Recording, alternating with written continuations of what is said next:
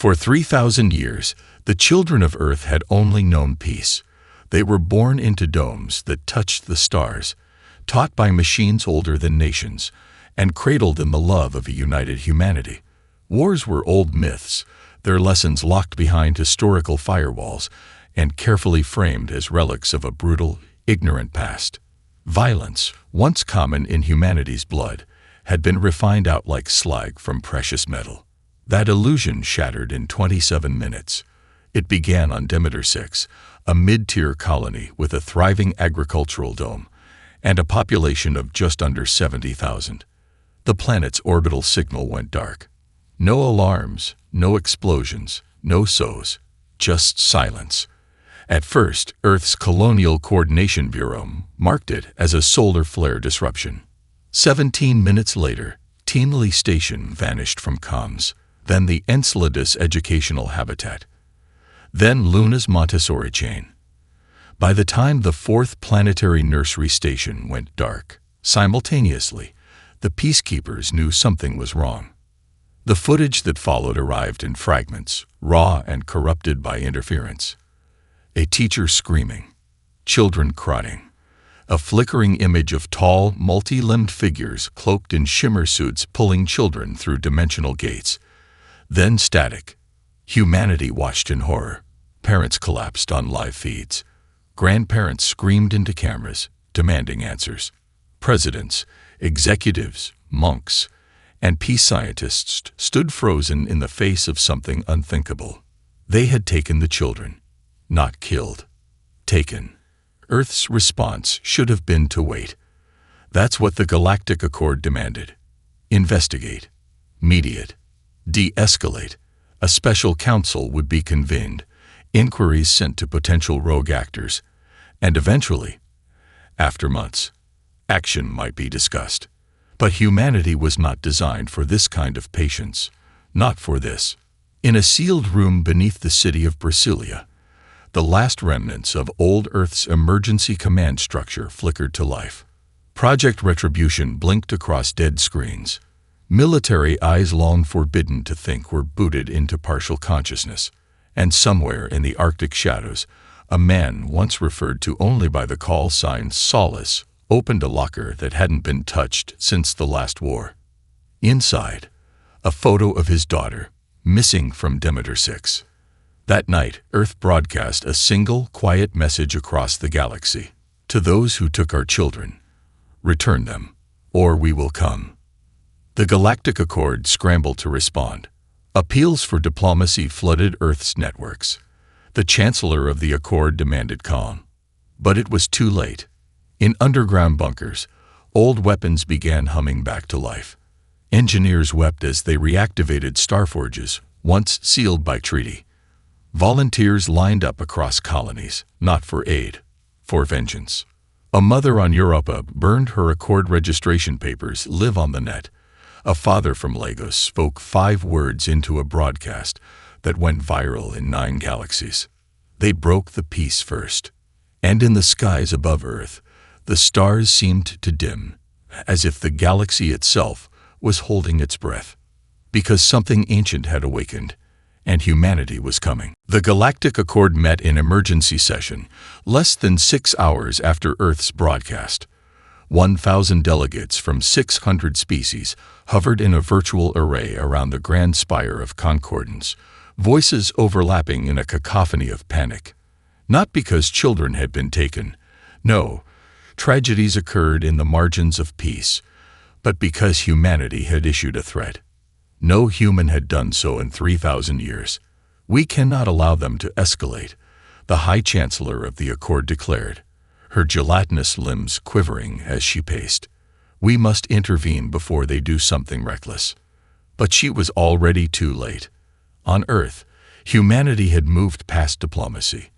Political leaders stood before cameras and gave statements filled with hollow assurances.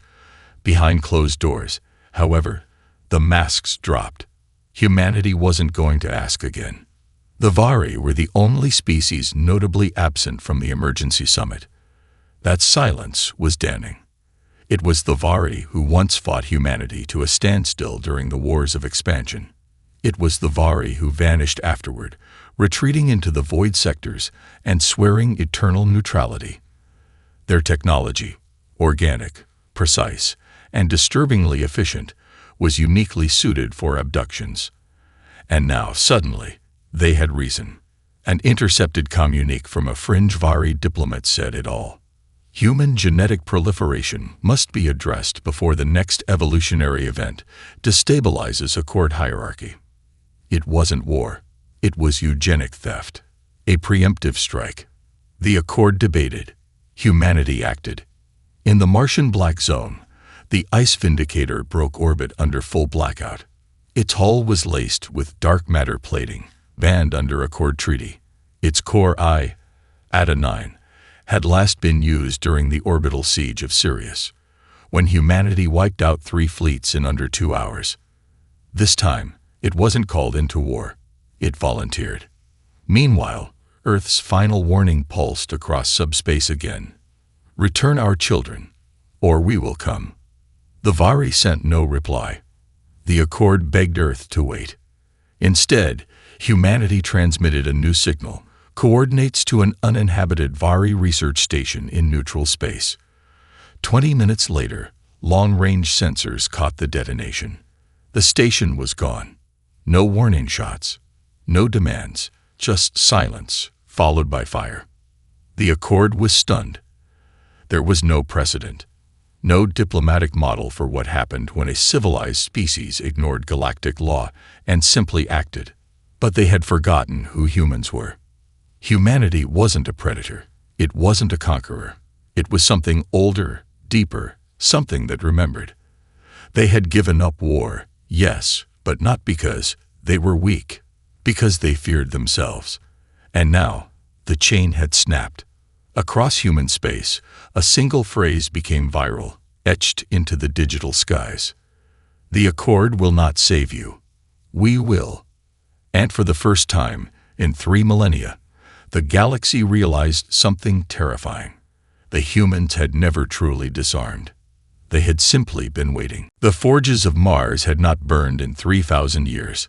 Once the birthplace of humanity's starbound legions, the Red Planet had become a symbol of peace, its vast shipyards converted into orbital gardens, its once feared weapons factories retooled for civilian terraforming projects. But when Earth's children were taken, the old codes were reactivated. Archive access granted. Strategic Vault 001 to 100 unlocked. The machines obeyed. No protest. No hesitation. Just ancient loyalty written into the alloy of their cores.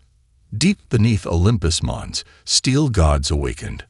Automated AI constructs built during the wars of expansion. Warforged intelligences too dangerous to be allowed thought. Now, they spoke to each other in languages never meant for organics. They compiled, recalculated, and then they began building. The first ship off the line was the UN's Valkyrie Prime, a carrier-class dreadnought plated in adaptive metamaterials, armed with weapons once deemed violations of galactic law. It carried no diplomats, only soldiers, only vengeance. Humanity had not forgotten how to make war. At Earth's orbital stations, volunteers flooded recruitment centers in numbers that shattered system infrastructure. These weren't warriors raised in blood. They were scientists, programmers, artists, farmers. People who had never touched a weapon, now asking how quickly they could be trained to kill. The transformation was terrifyingly fast. Combat programs were uploaded directly into neural lace implants. Genetic upgrades once outlawed for ethical reasons were now standard. Muscles restructured. Reaction time doubled. Pain thresholds recalibrated. Human combatants began to resemble something else. Something deliberate. They didn't call it war. They called it retrieval. Meanwhile, high above, the orbital factories began churning out warships at a pace that hadn't been seen since the final reconciliation. Entire asteroid belts were stripped clean for raw material. Sleep cycles were shortened. AI logistics calculated troop movements with frightening efficiency. In a single week, Earth's peaceful solar system began to shimmer with mobilization. The Galactic Accord issued its final appeal. The Chancellor spoke directly to Earth.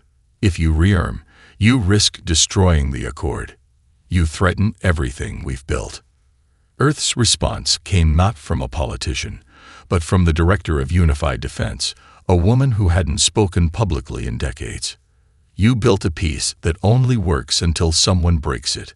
Well, someone broke it. And you expect us to stay quiet because you're afraid of what we might do. You should be. We are. That broadcast spread faster than anything before it. Some races sent messages of support, others of fear. Many began quietly fortifying their own borders. And above all of them, humanity kept building.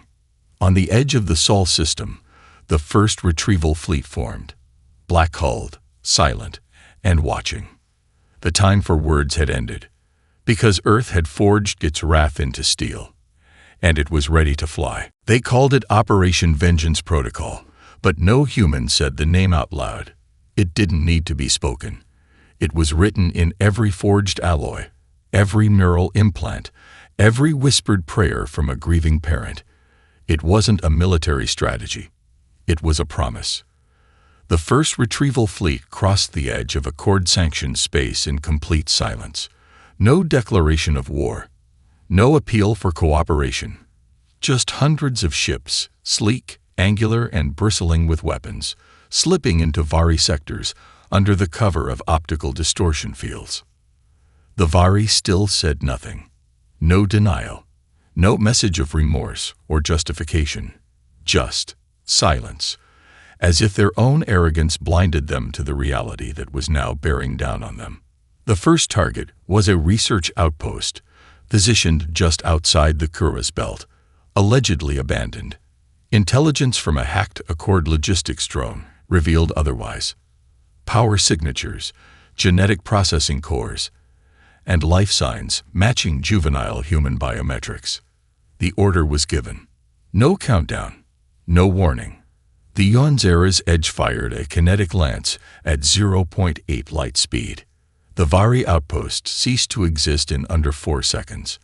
Human forces transmitted a data packet to every known Accord relay immediately afterward. It contained 3 things: the coordinates of the destroyed facility, the recovered sensor logs proving it held children, and a single statement: no more warnings. Panic spread across Accord channels. Some races called for immediate sanctions. Others demanded Earth's expulsion, but even more watched silently, reassessing the humans not as allies or partners, but as a force of nature. On the colony world of Valoran, the Vari attempted to mount a defensive fleet. They sent 13 cruisers and a dreadnought to intercept the human flotilla en route to their primary cloning station. They didn't last 10 minutes. Human war doctrine had evolved in silence. The Accord assumed Earth's pacifism meant stagnation. They were wrong. Micro-warp pulses staggered enemy targeting systems. Self-learning torpedoes adapted mid-flight. Human fighters piloted by neural eye hybrids moved like liquid thought, carving enemy vessels from the inside out. One human pilot took down a cruiser by manually flying through its internal corridor system, dragging a thermit rail behind her. The footage was streamed in real time, across Accord space, across neutral systems, and most importantly, across Earth. It wasn't just war. It was a message. Back on Earth, millions watched in grim silence as the stars lit up with fire. No celebration. No victory chants. Only quiet, focused rage. For the first time since the abductions, families began to hope. If anyone could bring their children home, it was this version of humanity. At the ruins of the Vari Defense Station, a single beacon was left intact, rebroadcasting Earth's ultimatum on loop in every known galactic language. Return them, or we will come again. The Vari still did not respond. But now, they understood. Humanity was no longer asking. The location was buried beneath encrypted Vari archives, deep, hidden even from most of their own command. It wasn't a military installation or a research outpost. It was worse. A preservation facility. Human cyber intelligence cracked the data using ancient code-breaking AIs once considered too dangerous to awaken. The coordinates pointed to a barren planet orbiting a dying star, far beyond charted trade routes, a place intentionally forgotten. The UNS Solace's End, a stealth-class infiltration cruiser, descended into the dust-covered atmosphere under full cloak. No orbiting satellites, no visible defenses, but beneath the surface, the scanners found them. Thousands of life signs. Small, human. The infiltration team moved with quiet precision. Genetically enhanced for speed and durability, they slipped through organic Vari corridors carved like bone tunnels. Inside, there were no guards, only soft lights, strange music, and recorded voices playing lullabies in languages no human had ever spoken. Then they found them. The first room held 50 children, all under the age of 10. Some were floating in suspension tanks, others sat on floor mats, blinking slowly, reacting to their rescuers not with relief, but confusion. Some smiled at the armored soldiers. Some cried. A few screamed, terrified, not of the Vari, but of the humans.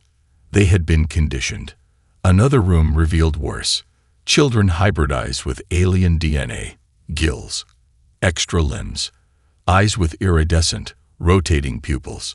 One girl levitated from her cot, surrounded by a faint hum of quantum distortion. A boy looked up at the team leader and spoke perfect Vari dialect. "Are you the next testers? We were told they would come." It broke them. Lieutenant Varro, a veteran of 2 Black Ops campaigns, turned off his helmet cam and sobbed. They found memory implants, indoctrination programs, files listing each child's Earth name followed by genetic upgrade phase, and a number. Phase 3 involved neural overwrite. Phase 4, irreversible biological fusion. Some were already past Phase 4. The mission parameters were clear: rescue, retrieve, and exfiltrate. But humanity is not a machine, and vengeance has a heartbeat. Before extraction, Varro called in a localized orbital strike. Plasma rods descended from the Solace's End, vaporizing the lower labs. The screams of fleeing Vari scientists didn't make it through the vacuum of the collapsing tunnels. When the children were carried aboard the shuttle, the medical staff froze. Some of the children were speaking in synchrony. A few had strange markings, pulsing, symbiotic implants along their spines. All of them had one thing in common: they had been changed. Back on Earth, the footage was reviewed in stunned silence. Parents broke down, some recognizing their sons or daughters, others finding them too altered to be sure. Arguments erupted across social networks. Were these still their children? What had been done to them? The footage leaked, and with it, all pretense vanished. Humanity had not just been provoked. It had been violated. The next operation was authorized with no oversight, no counsel, and no restraint. Its name was spoken aloud for the first time since the last Earth War. Extinction Protocol. Conditional. They landed at night. The first ship broke through Earth's atmosphere just after midnight over the African Union Bioport. The air traffic control tower fell silent watching it, a black wedge of a vessel that shouldn't have existed, carrying passengers that should never have had to return this way. The children were home, but they weren't the same. Medical teams flooded the landing sites in silence, prepared for trauma, shock, and disease. What they encountered defied their training. Some children were feral, lunging, snarling, eyes glowing faintly in infrared spectrums. Others sat in perfect stillness, whispering numbers that later matched Vari genetic sequences.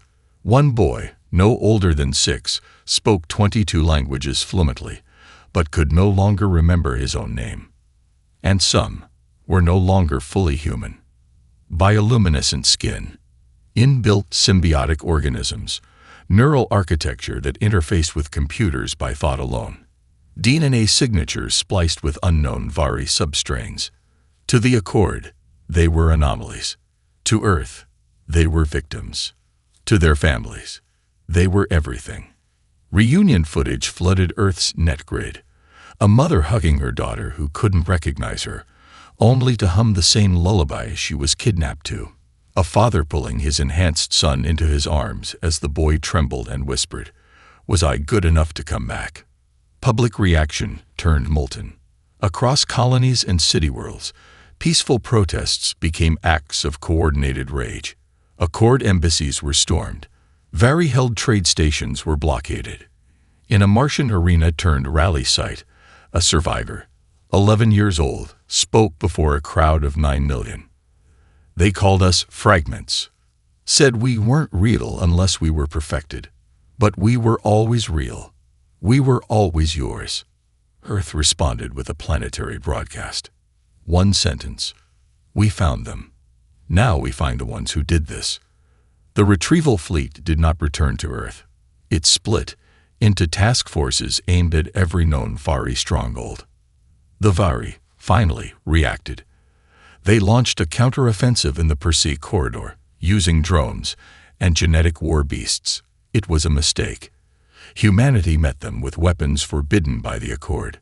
Neutron collapse bombs, temporal disruptors, eye-guided dreadnoughts with sentient targeting matrices. In less than 4 days, Vari space burned. The Accord screamed for diplomacy. Earth's reply was blunt. You had your chance. Meanwhile, back home, the children changed Earth. Some began displaying abilities no medical science could explain. Advanced cognition, environmental manipulation, even limited forms of psionic communication. The most severely altered were isolated for study, but not imprisonment. They were still human, even if something else now lived inside them too. Researchers warned of long-term effects, of instability, of what the Vari might have meant to create. But the people didn't care. These weren't experiments. They were survivors. Earth's narrative had changed. It was no longer just about retribution. Now, it was about defense. Because if the Vari could do this once, they could try again. And next time, they might not just take children. They might take everything. They landed at night. The first ship broke through Earth's atmosphere just after midnight over the African Union bioport. The air traffic control tower fell silent watching it. A black wedge of a vessel that shouldn't have existed, carrying passengers that should never have had to return this way. The children were home, but they weren't the same. Medical teams flooded the landing sites in silence, prepared for trauma, shock, and disease. What they encountered defied their training. Some children were feral, lunging, snarling, eyes glowing faintly in infrared spectrums. Others sat in perfect stillness, whispering numbers that later matched Vari genetic sequences. One boy, no older than 6, spoke 22 languages fluently, but could no longer remember his own name. And some were no longer fully human. Bioluminescent skin, inbuilt symbiotic organisms, neural architecture that interfaced with computers by thought alone, DNA signatures spliced with unknown Vari substrains. To the Accord, they were anomalies. To Earth, they were victims. To their families, they were everything. Reunion footage flooded Earth's net grid. A mother hugging her daughter who couldn't recognize her, only to hum the same lullaby she was kidnapped to. A father pulling his enhanced son into his arms as the boy trembled and whispered, "Was I good enough to come back?" Public reaction turned molten. Across colonies and city worlds, peaceful protests became acts of coordinated rage. Accord embassies were stormed. Vari-held trade stations were blockaded. In a Martian arena turned rally site, a survivor, 11 years old, spoke before a crowd of 9 million. They called us fragments, said we weren't real unless we were perfected. But we were always real. We were always yours. Earth responded with a planetary broadcast. One sentence. We found them. Now we find the ones who did this. The retrieval fleet did not return to Earth. It split into task forces aimed at every known Vari stronghold. The Vari finally reacted. They launched a counteroffensive in the Persea corridor, using drones and genetic war beasts. It was a mistake. Humanity met them with weapons forbidden by the Accord. Neutron collapse bombs, temporal disruptors, eye-guided dreadnoughts with sentient targeting matrices. In less than 4 days, Vari space burned. The Accord screamed for diplomacy. Earth's reply was blunt. You had your chance. Meanwhile, back home, the children changed Earth. Some began displaying abilities no medical science could explain. Advanced cognition, environmental manipulation, even limited forms of psionic communication. The most severely altered were isolated for study, but not imprisonment. They were still human, even if something else now lived inside them too. Researchers warned of long-term effects, of instability, of what the Vari might have meant to create. But the people didn't care. These weren't experiments. They were survivors. Earth's narrative had changed. It was no longer just about retribution. Now, it was about defense. Because if the Vari could do this once, they could try again. And next time, they might not just take children. They might take everything. Earth stood at the edge of an unknown future, its entire history upturned by a single act of violence it had never before known. The children were home, but they had not returned as they once were. They were something more, and the world was struggling to understand what that meant. The return of the altered children sparked a revolution, an intellectual and spiritual awakening. The survivors were examined, studied, and loved. But they were also feared. The world had never seen human evolution guided by alien hands, and it was uncertain if these children were humanity's greatest triumph or its greatest curse. Some parents welcomed their children back with open arms, seeing in their glowing eyes and enhanced abilities the promise of a new dawn. Others wept, mourning the innocence they had lost, unable to recognize the faces they once knew. Families were torn apart by the question, what are they now? The children who had once been human, now more than human, became the symbol of Earth's transformation. They spoke of things they had seen, alien worlds, strange technologies, and cosmic truths that no one could fully comprehend. They were not just the future of Earth, they were the embodiment of its wrath and its hope. In the wake of the fall of the Galactic Accord, Earth's new role in the galaxy became clear. The old laws, forged in peace and designed to prevent suffering, had failed. Earth would not be bound by them any longer. There were no more pleas for justice, no more calls for diplomacy. Humanity would stand alone, if necessary, but it would never again be passive. The human government, once fragmented and weak in the face of galactic bureaucracy, now stood unified. A new council was formed, one that did not rely on the rules of the old order. This council, led by former diplomats, scientists, and veterans of the retrieval fleet, was charged with charting humanity's future in a galaxy that had underestimated it for millennia. The war was over, but the story was far from finished. The altered children became humanity's ambassadors. Their abilities were not just weapons, they were the key to understanding the greater galaxy. Their psionic powers allowed communication with distant species, and their genetic enhancements gave them access to technologies once thought unreachable. They became the new bridge between Earth and the stars, but they also became humanity's shield, protecting the vulnerable against any who would threaten them. And so, humanity entered a new age, a time of uncertainty and possibility. The Vari were broken, their power fractured, but other threats loomed on the horizon. The universe had watched Earth's violent rebirth, and many feared that humanity, now a force beyond its old limitations, would seek to claim the stars as its own. But Earth's message was clear. We are not conquerors. We are protectors. The children had returned, and the galaxy would never be the same. Humanity's vengeance had shattered the peace. Now, it was time to rebuild a new order, one in which no one would dare to steal their children again.